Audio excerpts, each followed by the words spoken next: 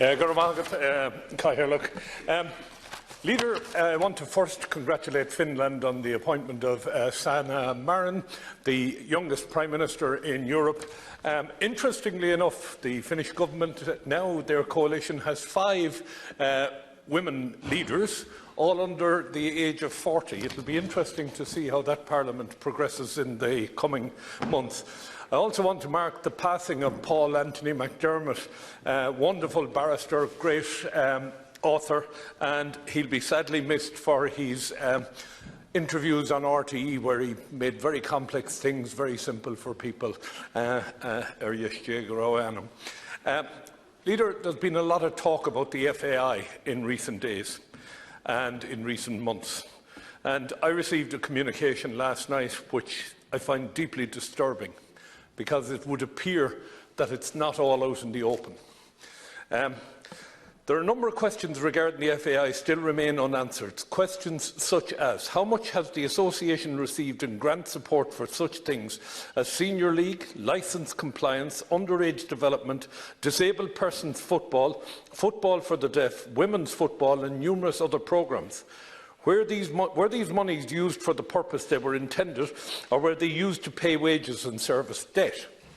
The maths do not stack up. For example, Northern Ireland received its annual licence compliance grant and distributed to clubs to assist them.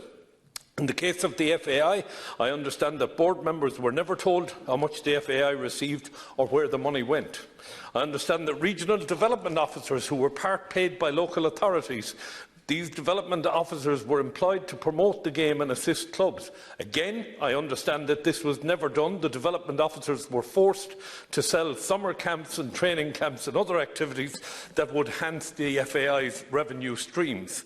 Development programmes within the FAI fell to clubs, parents and sponsors, which is an absolute disgrace. I'm informed that everything within the FAI over the last 10 years was about revenue generating to service debt that was unsustainable.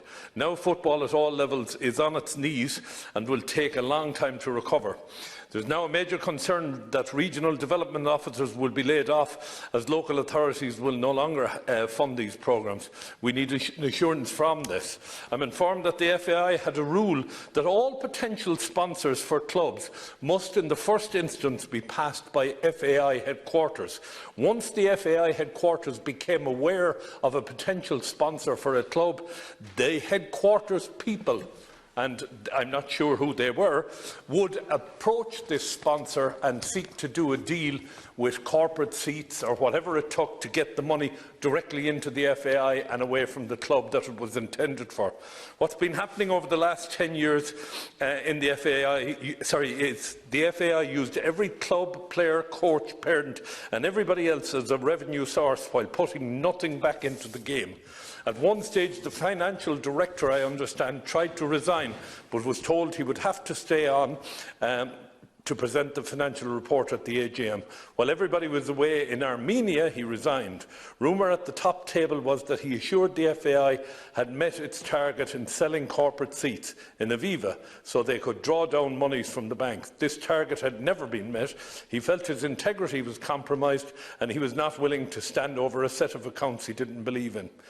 Leader, what went on in the FAI has destroyed people's faith in the sporting world in Ireland, and in particular to see how some senior people have walked away with greatly enhanced monies in their pocket while clubs are starving.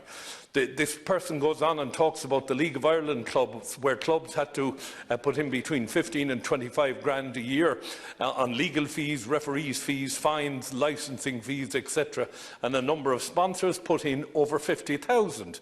How can the League say that? Justin, and others that are mentioning this issue about the FAI, this is a matter of sub judice. There's going to be all sorts of investigations into, I understand. So be very cool that we don't drag ourselves into the forecourt. Thank you, Cathaoirleach. Look, I will indeed. I'd ask people to be very circumspect in their comments, and also be careful, because we don't have a free-for-all in here. We're not entitled to. Absolutely no, I do not. Parliamentary privilege is what it is, but it doesn't give us a licence to. I'm not directing specifically at you. I'm just. What I would like to see, though, is I would like to see the Minister come to the House And I mean, anything else that I'm concerned about, and I understand your position, Cathaoirleach, anything else I'm concerned about, I will be referring to the Gardaí. I would not use the privilege of the House to undermine what's taking place in the public domain right now. But I do think the Minister needs to come to the House and explain where we, as in the government, is with respect to the FAI today.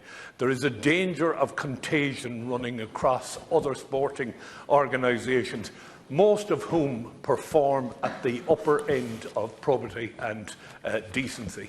So from that point of view, I think it's something that we need to look at here. Thank you. Thank you.